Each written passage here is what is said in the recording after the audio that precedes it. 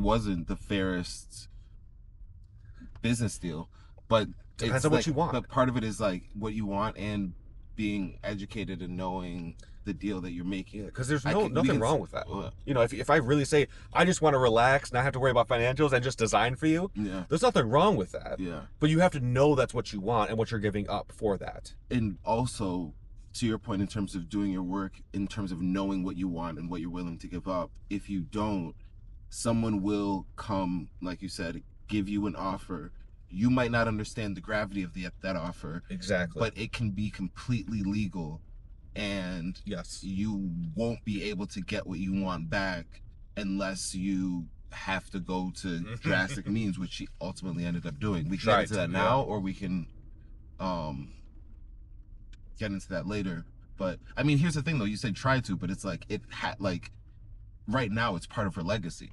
And so 100%. I'm just like from the but she didn't end up actually exactly. She wasn't successful in the attempt. Yeah. Essentially, and I don't mind covering that. Essentially, during the rise of the Nazis in World War II.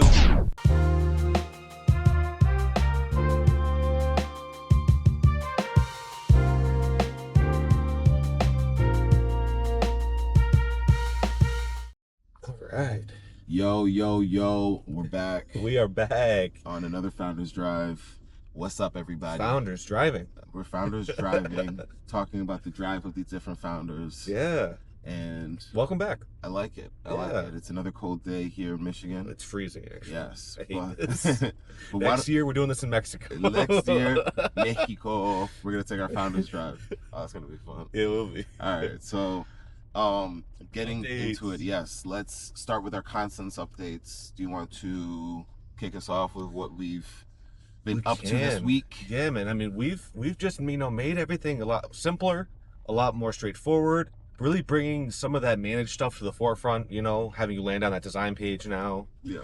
Fixing out some of the styles that we had in a couple of deployments before, when we were, making sure that everything was streamlined so that we can continue to go faster in the future. And so that was another deployment this week of just setting up the infrastructure and the foundation for us to go faster in these next couple months. Absolutely. Well, I think, so there's a lot of UI UX rearrangements and refining that process. We've been meeting a lot with, this is more for the founders that are listening, but we've been meeting a lot with clients, a lot with users that are using our products, a lot with new people that we think would really work with our products. But we've been doing a lot of hands-on testing, and we can get into more about the testing in the super secret episode.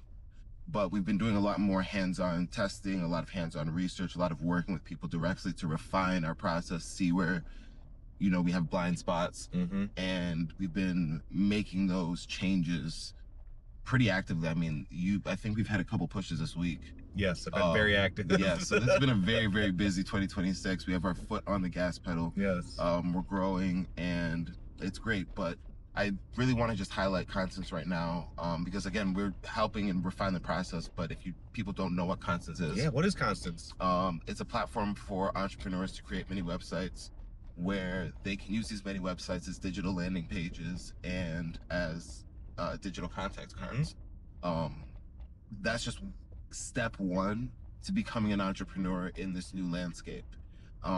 There's a lot of obviously things that you can do, but being able to network, being able to contact, and being able to have a destination for people to connect with you is super important. Around that, we have these different tools for monetizing and for taking your entrepreneurship step to the next level. So that's the core idea of Constants, and we've been building tools to support that core mission. Something that I think is also really interesting, we talked about it last week, but it's really out there, and we've done another iteration around it, is the analytics. That's right. I think that's a really core part to becoming an entrepreneur, is becoming familiar with the numbers and knowing the numbers, because you can't change a number if you're not aware of it. And being able to spotlight that for our users, I think, is incredibly important. So we want more and more people to test it out, take advantage of it. The earlier you get on, the more opportunity you have to make a connection with us and to grow with us. And we plan on taking this thing to the moon. So being able to get in early is really important. Another call out that I want to say before we get into the founder today is we're not going to be having our super secret episodes available forever. What are the super secret episodes, Tendo? The super secret episodes are, well, they're super secret, so I can't say too much. Exactly. You can't say too much. Classified. But they are a deeper dive into how we talk about founders. We talk about founders more in terms of their stories. We give a little bit more input on how we're interpreting it on a real basis. We talk about how these founders might be interacting with other founders and what that might look like. And we're going to continue to develop the offerings for the people that are subscribed to that super secret community. So that's just us putting that out there as we're developing our tools to allow other people to be able to do these things. We're like, well, why don't we take advantage of that ourselves? Yeah. And I do believe well, we built them, you know? that, yeah, exactly right. And so the super secret community right now, it is accessible, but it will not be accessible for forever. And we have a lot of valuable information across all of these different founders that we've been researching. Eventually we'll have our notes up there, our short notes that where you can use that. Eventually we're gonna have an AI bot where you can interact with these different founders. Right now I use it on my personal constant. Yep.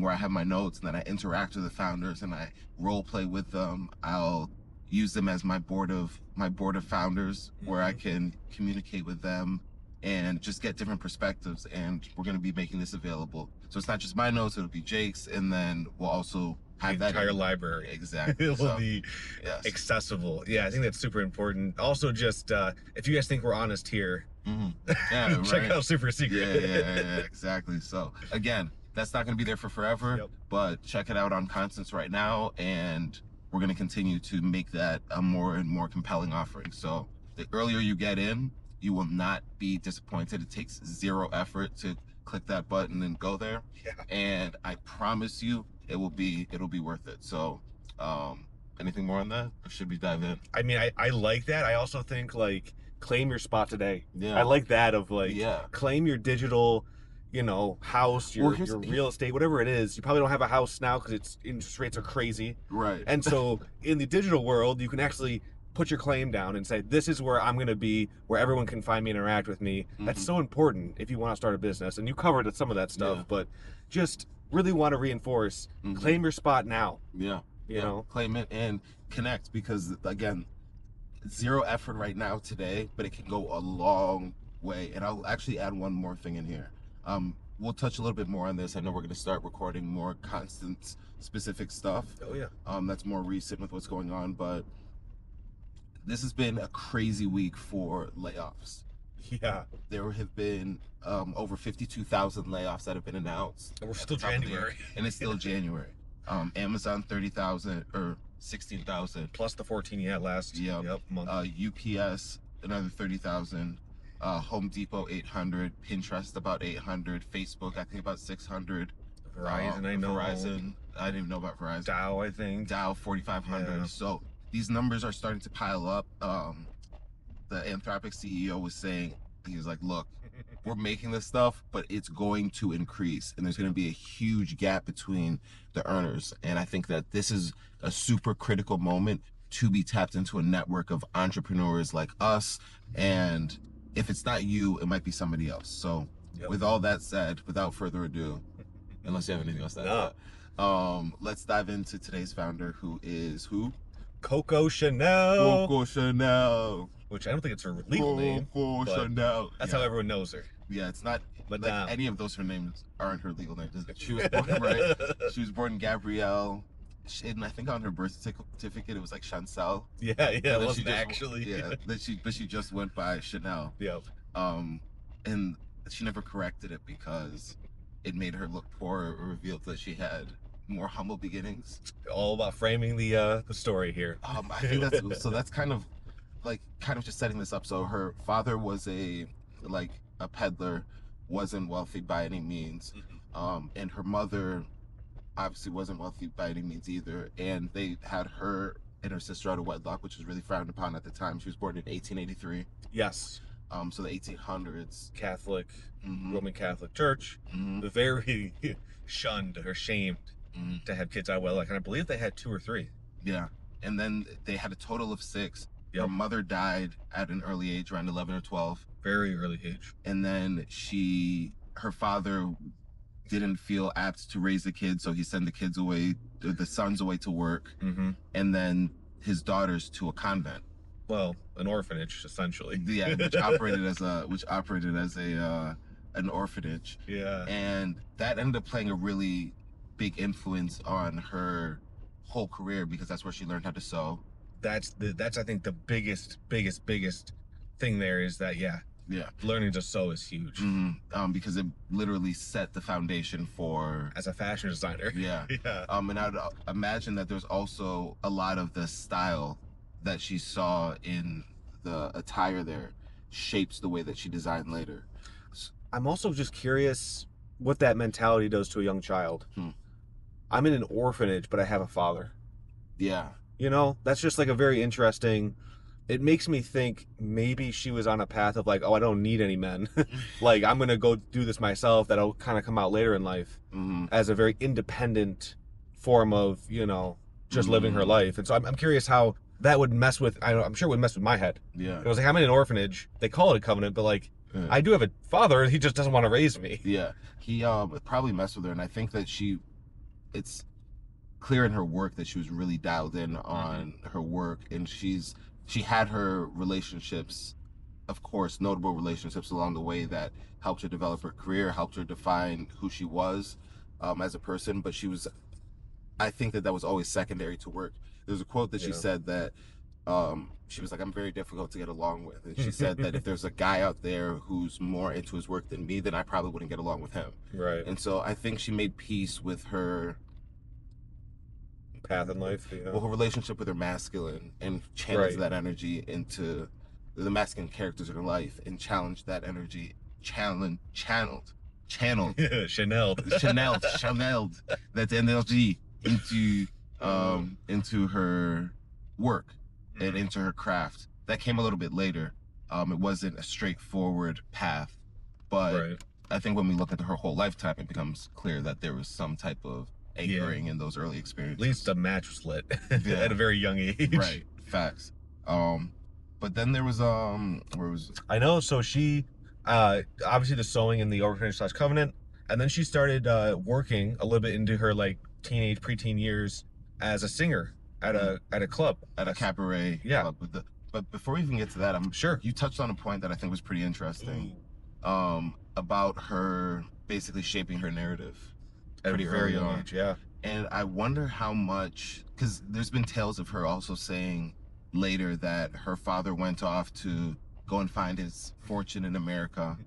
And I'm just speaking a little bit more broadly and opening it up.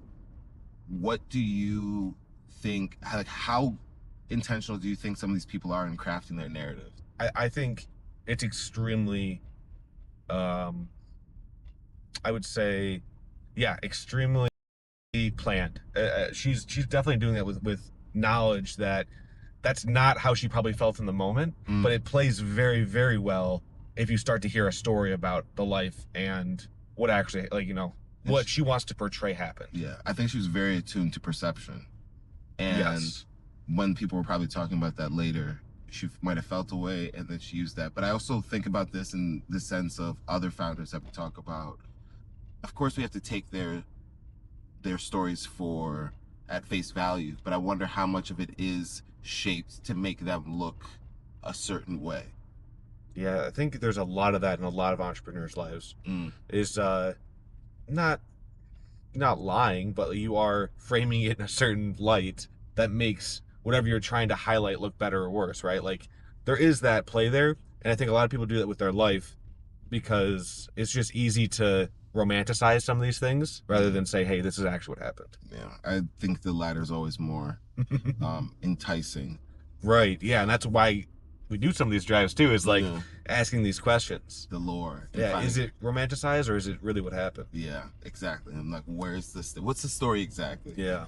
Okay, but yeah, so you were talking about Moulin Rouge, how she moved into that space and the cabaret singers. I think that's really complements what we were just talking about, where now she's able, because she's working as a singer, able to mix and mingle with some of the higher society people. Yeah. Understand what they want, understand how they act, understand how they want to be perceived. Yes. Yeah. And almost as if you're looking at it from a third party, right? Because she's in these groups, she's in these places, but she's also got this ability to step back and say, okay, how are these people operating? Yeah. And how can I use that to my advantage?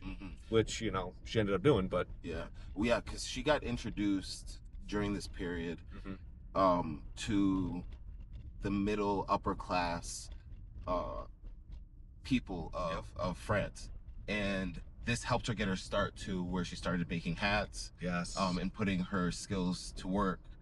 But I think the most critical part is not just her being able to just build these or make these hats and make different pieces of clothing, but the hobnobbing with the elites and even beyond that, because there's people that can sew, that can create, there's people that get in these circles, but not everybody makes the connection of, oh, these people want to be perceived this way, and so I can deliver on that. I can make them feel a certain way. 100%. And I think that's one of the most important things in business, especially in a fashion business or clothing, jewelry, anything of that luxury type nature. Yes. But I do think it was a really pivotal part of her life. I mean, yeah, I think it's all about your network, right? It's your net worth in terms of how can you leverage who you're around to achieve what you're going for. I mean, the story that reminds me of,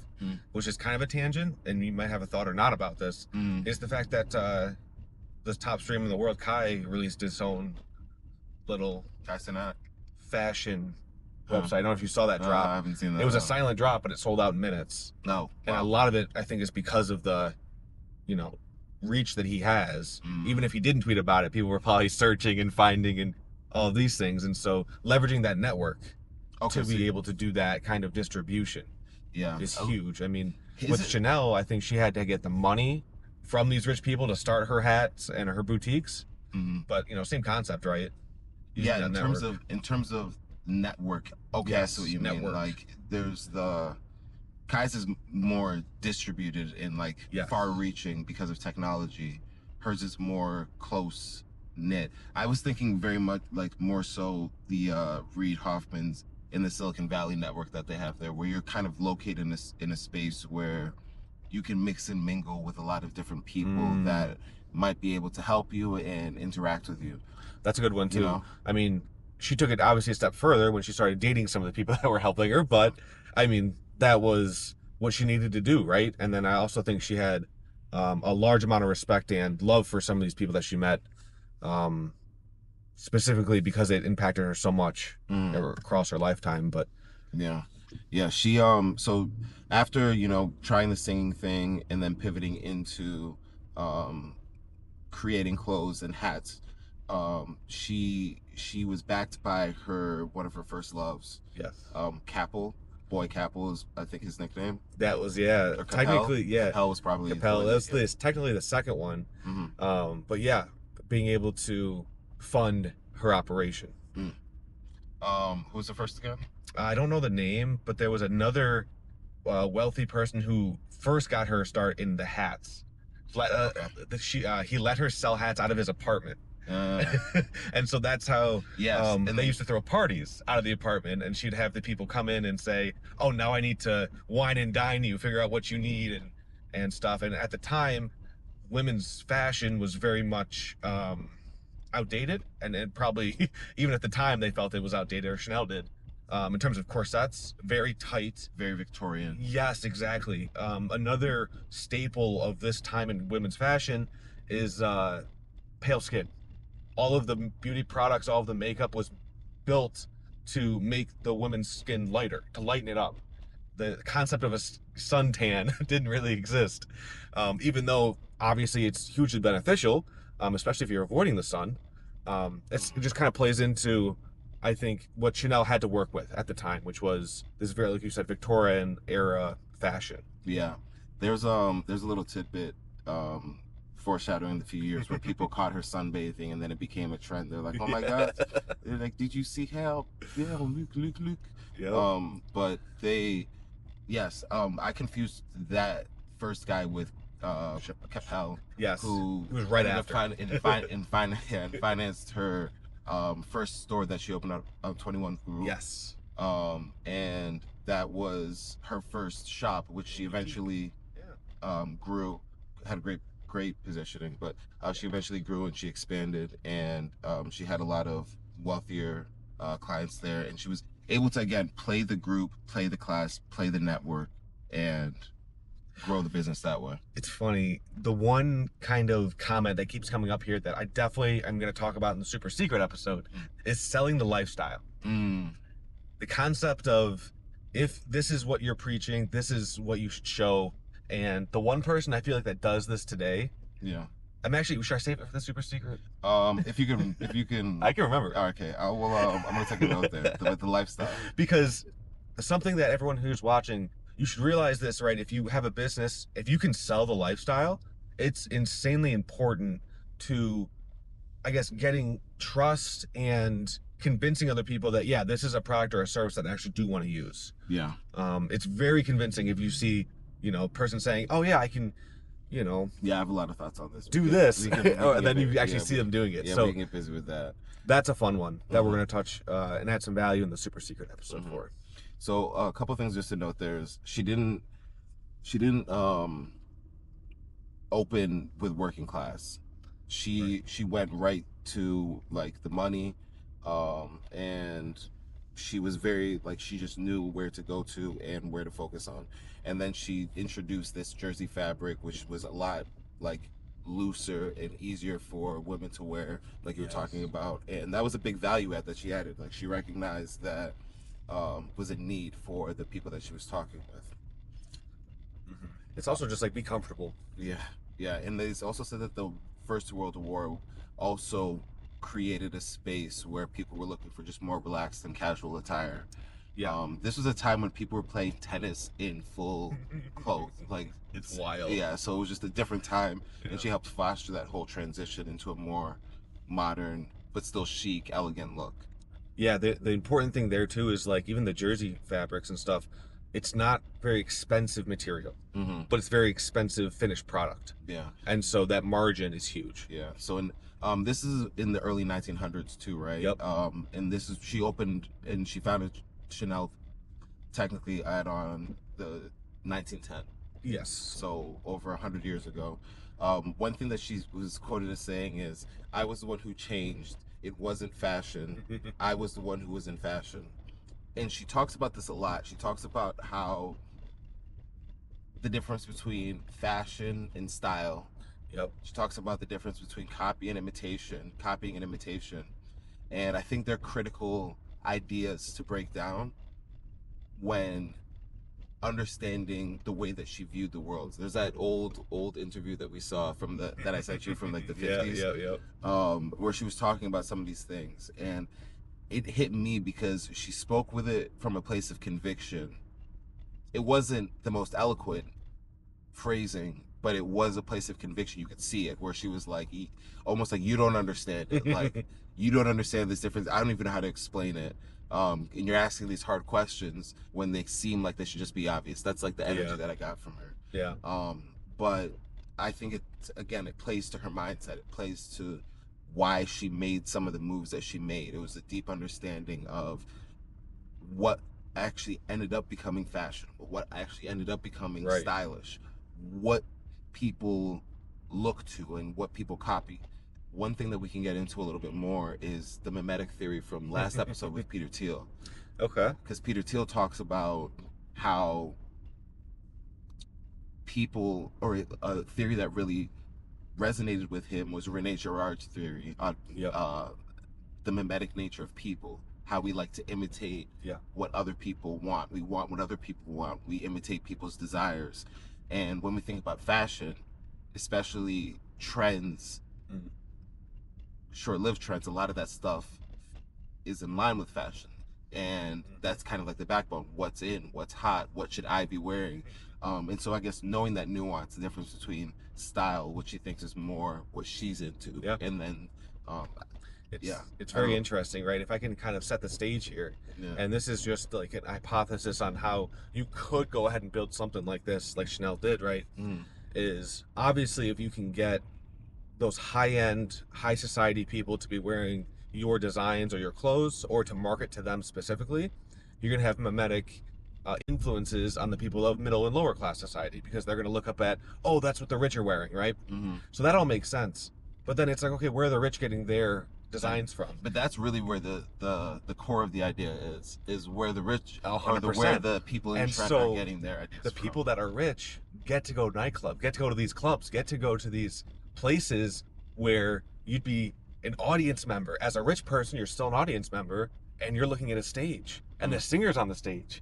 Everyone's looking at the stage, and now the singer on stage, who's wearing their own designs, influences the rich people that are watching to go buy those designs. It's something where you can actually insert yourself into kind of the top of that pyramid, where you have all these people, you know, looking at you on stage wearing your own stuff, to then influence them to buy your stuff, which can then influence the entire, you know, middle and then lower classes. It's crazy in terms of the amount of influence to do that. It's incredible. When you think about it, it becomes really interesting, because you said rich, which I think is a very key word there, because the rich people, I believe, tend to be more fashionable in terms of they have more resources to follow trends. Right.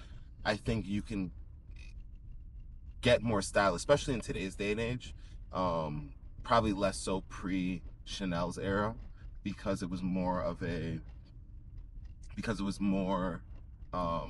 class disparity between like the elites and then people that were like poor. Yeah, and there were people still farming, like 20 family 20 kid families farming. You know, there was still that. It was like, it was the main source of, and so they weren't worried about getting styled up for the unless it was church, right? And so now though, I think especially like after the 1900s, there was way more of a chance for somebody who with lesser means to insert their style into these richer areas, and then more wealthy people saying, okay, I like what this person's doing because it's different. That's interesting. And so now you have a whole bunch of the more wealthy elites that are seen by everybody adopting a new style and introducing a new fashion, a new trend. Oh, okay, that's interesting. I was seeing it more from like the memetic nature of, you know, if I'm as an audience member, I'm watching someone on stage, I want to kind of be like that person on stage. Right. But I'm the rich person in the audience, so I'm going to go wear that. Yeah. And then, but you can afford to do it. Because the rich people on stage were usually, not as much back then, weren't the richest people on stage. They were the performers. And that's the whole thing, is that you really don't know. Chanel wasn't a rich person, but she was a singer at this club where she had the influence, which I feel like there's a waterfall of memetic theory there. If she can influence these people, then they influence the rest of society. It's very interesting, and just being aware of the kind of influence you can have is a superpower. One thing that I've talked about this with in a different context, but the idea of positioning and how important it is. Yes. We talk about it in marketing conceptually as a position. Where are you? Framing. Who's your audience? Like, what are you to your audience? Positioning the product relative to other products. It can change the way the product actually looks. Yep. She positioned herself. Exactly. And that's something that I think, beat that into your head with marketing, is thinking about the power of positioning. It's not just how you talk about your products and you're positioning your product. It's also you, the person who's pitching your product, and when you do it too, because these people saw her there, and because she had a place right above that she was renting, and because she could go and then have parties there, after parties there, it allowed her to talk about things in a way that resonated with people. Obviously, it's a brand that Tyler is making a song about in 2026 or 2025. And it's not negative. It's all positive, right? It's like, if you love me, do this, do this. Buy the Chanel. Like, you don't love me as much because you didn't buy me the Chanel. It's like, she was born in 1883 and it's 2026. And so we talk about legacy, fashion trends and legacy. It's like, proof is in the pudding. Yeah. So that's and then also selling the lifestyle. Yeah, I think that's a beautiful, like. Well, I think that is selling the lifestyle, isn't that? Yeah, she sold the lifestyle. Yeah. Like that was such a good way to do it. Yeah. You know, if you can live the lifestyle and sell it, that's amazing. So there was this so a big part of her innovation came from removing things, removing the corsets, the ornamentation, the complexity, and you see that as a common thread. Steve Jobs is somebody who's like, remove the porch, remove Simplify this, you know, simplify, simplify, simplify. And that's a trend that we see across the board. But another founder that she was compared to during her time was Henry Ford. They said that her little black dress was like the Model T of dresses. That's interesting. Yeah, I wasn't able to find too much on the little black dress. It's mentioned quite a bit. Yeah. But I'm not sure if it was actually her origins or if it was something that, like, you know, a lot of the same styles were happening at the same time. And she got like and yeah, just like the notoriety for it. Yeah, that's funny how that happens. I did see a very, very, very old fashion magazine that had labeled, and it was just like one paragraph, had labeled one of the dresses. I'm not even sure if Chanel made it. They labeled it as the Chanel Ford. That's what I'm talking about. Okay, they called her the Ford of fashion. It was Vogue that called her the Ford of fashion. Okay, I saw a specific dress that they said this one right here is like the Chanel Ford. It's like a very interesting mix of these two iconic brands at the time. Yeah. So, but the analogy there was that she like the way that because she had this idea of elegance that was elegance, like people overdress, and elegance is simplicity, and the whole less is more concept is something that she really leaned into. It's funny, my takeaway from that is the simplicity argument. Henry Ford used black cars because black was cheap and they would drive faster. Yeah. That's the whole, like, if you have 100 cars out in the sun, black just drives faster. And so you can keep going. And so, like, in terms of simplicity, it's funny, like, that's where my brain went to. But you talk about, you know, simplicity. What's his name said this? Steve Jobs said that design is more than how something looks, it's how something functions. 100%. And I think that's one of those things right there where it does drive faster and it is practical, but also for the time it ended up being the staple of what you see. And I think that there is an elegance in practicality and simplicity. I think if it's operating out of a sense of style and how you do things, it's like, this is the way that we do things, so it's my style, it's how I do things. And less out of a place of copying, and less out of a place of I'm just doing this because another person did this. And I think that always falls flat. Right, you have to be authentic in whatever you're choosing to mimic. Going back to the whole it's crazy how these concepts are starting to, you know, weave in and out of each other. But she also launched the Chanel No. 5. Huge. Yeah. I mean, come on. And I don't know the origins of why it's called that, but the two theories I heard was she just liked the number 5, which I was like, I don't think that's the case. The other theory was that in the vials that she was presented with perfumes, it was just the number that was the 5th vial. But I'm not sure. Did you hear anything about that? I heard that I don't know the naming specific around there, but I did see that it was inspired by a whiskey. The bottle, at least. Yes. And the style there, and then the smell was also something that appealed to both wealthy and lower class. By mixing some of those scents that were traditionally separated. Yeah, exactly. Very interesting. So there is that still sold today, huh? I think. Which is, I mean, it just shows the longevity of it. But yeah, that's that is a big moment in the Chanel brand's arc. I mean, and it's just incredible in terms of what one product can do for not only the business but also the legacy. You know, we're still talking about buying that stuff today. I mean, it's crazy.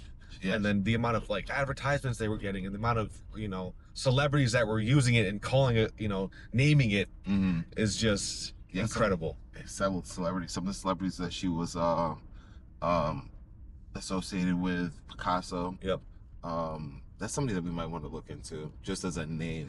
Yeah, most people don't realize that he didn't die like that long ago. You know, 1970s. But then also Stravinsky, who was in like acting, and she knew how to hobnob and associate.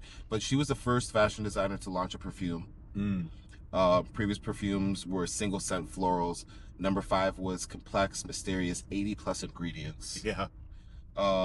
She understood fragrance, the recurring so she understood the fragrance, the recurring revenue around that. Brand extension, women who couldn't afford the clothes could afford the perfume. This is what really got Chanel to be a global brand. Was just this kind of product where it's like, yeah, this is going to permeate all levels of society, and have that stickiness to it. And then she sold the perfume business to Pierre Wertheimer for production and distribution, and only kept 10% of the royalties. She filed for this deal. We should talk about that. Yep. And the Wertheimers still own Chanel today, and that is complicated. It's not that complicated, but it's controversial. Controversial is a better word. Controversial, yeah. Because we've been talking a lot about her business and her upcomings, but the whole story isn't so glamorous, right? Yeah, I mean, so in terms of like talking here on the Founders Drive, the important thing here is to understand the kind of deal that you're walking into. This was this pre-World War II, essentially? Yeah. Where she decided, okay, I want to be a fashion designer. I want to get my product out to everybody in the world. What am I willing to give up to do that? It's a question that everyone should be asking, not if you're not a fashion designer, but like a similar question. If you want what you want, right? If you have a list of goals in 2026 or whatever, what are you willing to give up to get that? And be extremely honest with yourself about it, because if the offer is put in front of you, you have to know where you stand. And you don't want to regret that decision later, which is what ended up happening in this story. But yeah, essentially, Coco was the fashion designer and the head of the, they call it the House of Chanel. It seemed to happen a lot in this time period. The House of Morgan, the House of Chanel, the House of Gucci. There's a lot of these houses, right? Which I'd love a house, but but also like understanding that, okay, maybe she didn't want to do all of the work to be able to run a business in terms of having to worry about the financials, having to worry about growing a global brand. And so the deal was put in front of her to stay as a lead designer, to stay with royalties, but to have this family basically control the company, the distribution, the products, and everything else, kind of just paying her off the top. It's something that she would later regret in life, I think, just because of the amount of money that they were able to grow the brand to. And she thought it was disproportionately, she wasn't getting paid proportionately to the amount of effort and the time that she put into building. Really, it was her name behind the company. Yeah. And to a degree, I mean, it probably wasn't the fairest business deal, but depends on what you want. But part of it is like what you want and being educated and knowing the deal that you're making. Because there's nothing wrong with that. If I really say I just want to relax, not have to worry about financials and just design for you, there's nothing wrong with that. But you have to know that's what you want and what you're giving up for that. And also, to your point, in terms of doing your work, in terms of knowing what you want and what you're willing to give up, if you don't, someone will come, like you said, give you an offer. You might not understand the gravity of that offer. Exactly. But it can be completely legal, and you won't be able to get what you want back unless you have to go to drastic means, which she ultimately ended up doing. We can get into that now, or we can get into that later. But I mean, here's the thing though, you said try to, but it's like right now it's part of her legacy. And so 100%. I'm just like from the but she didn't end up actually she wasn't successful in the attempt. Essentially, and I don't mind covering that, essentially during the rise of the Nazis in World War II, Chanel was still very much in high society and was part of the I would say resistance movement in terms of actually the fascists taking over Poland, taking over France, and stuff like that. There's a couple of quotes that don't give her the best of light in terms of some of her thoughts, anti-Semitic in terms of that stuff. Skipping over some of that stuff, I would say her plan here was to try and argue that the people that owned the company were of Jewish descent. And at the time, in the Nazi-controlled areas, there's this law where if a company is owned by a family with Jewish descent, it can actually be taken from them and given to a full-bred German. An Aryan, essentially. Which is something they use to control power and to consolidate power. But she tried to use it as a weapon to say, hey, go ahead and get my company back for me. The reason it did not work is because the family that continues to own Chanel had the foresight that the Nazis were coming and that this was a tactic they would use, and they ended up transferring their voting rights and their shares and their controlling interest to a European business owner who was of Christian descent, someone the Nazis would not mess with. And so effectively shielding the company from Chanel's tactics. You know, that is a smart business move. Whether or not they were taking advantage of her during the time is kind of up in the air, because she was set for life. She didn't have a single worry in the world because her company was at the global size, you know, but it's also, she is the Madame Chanel. So Yeah. it's controversial in that aspect because she is the It's name like- that they're selling. Yeah. But hopefully that summarizes what happened. No, I think that's a good summary where she made that deal early on. She felt like she got taken advantage of because she saw the success down the road, and then she used Nazi laws and circumstances to try to get that back. But then they were one step ahead of her in that regard, and so she wasn't able to go and recoup the company that she gave away. So Correct. that's something that I think she regretted for a long time. We don't have to get into the whole like relationship and her whole operative her working as a There's a lot. Nazi operative. Yeah, there's a lot in there, and she Yeah. was also having a couple of affairs with a couple of very high German royalty. intelligence. Yeah. Yep. But she eventually got, like, what was it? She was advocated for by Winston Churchill. Yes. And her political connects, and that basically got her out of severe consequences for Her wartime activities. Exactly. Yeah. And then she got back to work. Yeah, I mean, she was still under contract, and she still is a designer, and she was a designer up until the day she passed. Yeah. In the 70s, I believe. Yeah. So I mean, there's a whole arc there. Is there anything that you want to zoom in on in that particular era? You know, it's funny. The one thing I did want to comment on is the fact that interview that I saw, which was in, I think, the 50s or 60s, after some of this tumultuous, circumstances. The one thing she said that really was interesting to me is that she had some girls walk out in whatever the newest fashion was. I think the video was in black and white, so I really couldn't tell what they were wearing. But the narrator was like, "Yeah, this is a red dress. This is a green dress." I just had to take his word for it. Yeah. But Chanel, he then asked, like, "Hey, if you had to do this again, what would you do?" And she was like, "I would do something totally different. This is already outdated." And he's like, "You haven't even released this to the public yet. Yeah. It's just your models in your showroom wearing your stuff that is pre-release, essentially." And she's like, "Yeah, it's outdated. We need to keep moving forward." And I think that is such a cool mentality to have. Yeah. Of like, don't rest on your laurels. Like, we're gonna keep moving forward, no matter where we're at.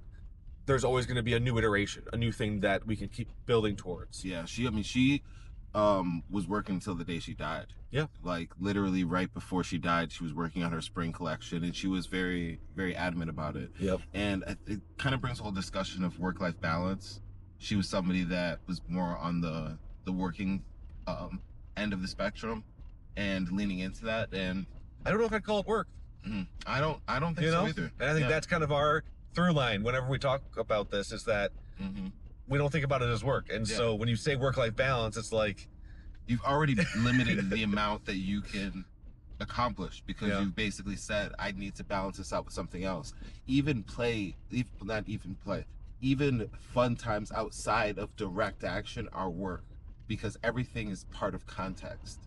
We're spending energy. This is, I think, actually more Bonner point, is we keep talking about energy, or we keep talking about the end of work with the advancements in AI, and I'm like, we don't just stop expending energy because and if we do, that's like we don't have a job. That's some wild stuff. But like, even if you don't have a job, you're still expending energy. Yeah, exactly. And so if we get to a spot where we're really not expending energy, that means we're dead. We are being fed through a tube or something, right? Or our energy is being taken from us. And I think, so it's like the end of work-life balance doesn't make sense.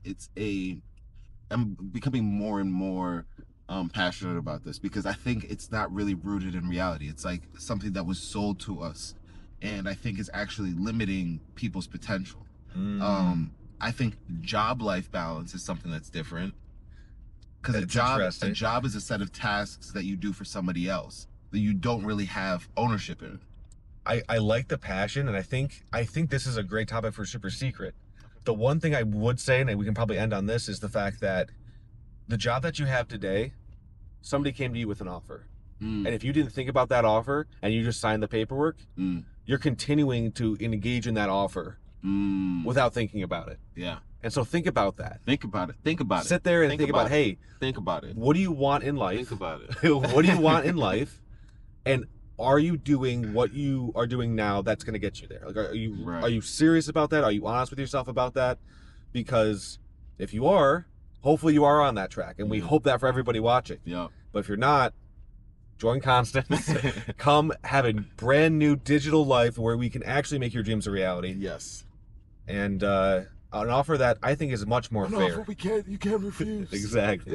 Yeah. Speaking of that, again, just to hit this home, we are not going to have our repository of super secret episodes available. Eventually, that's going to be behind a paywall sooner rather than later. So the sooner that you get connected there, the better. We're going to be putting that behind a paywall. We're going to be adding more to that offering. And again, I think it's super critical given the times that we're moving into, but I also think it's a value add in any time. But for right now specifically, it's going to be something that you want to have access to. So we're going to go and jump over to that super secret. Absolutely. Check us out. Constance. Peace.